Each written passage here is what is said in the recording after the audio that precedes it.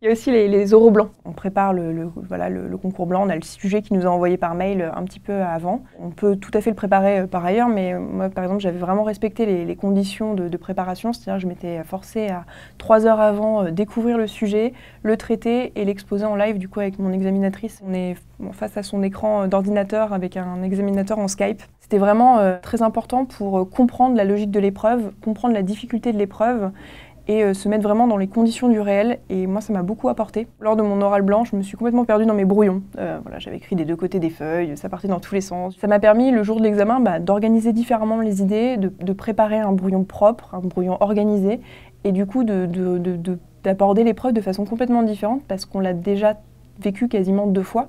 Alors même si c'est à la maison sur Skype, hein, c'est pas tout à fait pareil, le stress n'est pas le même, mais ça permet quand même d'être un peu plus serein, surtout, moi c'était la première fois que je passais le CRPE. Je pense que pour la préparation des oraux, c'était vraiment une étape importante et ça permet, en plus des lives, de se mettre en situation, de se préparer à parler pendant 20 minutes sur un sujet de CSE par exemple et de pouvoir voir ce que ça fait réellement d'être face à quelqu'un qu'on ne connaît pas et de traiter un sujet d'examen. Ça a été aussi un point fort de la prépa.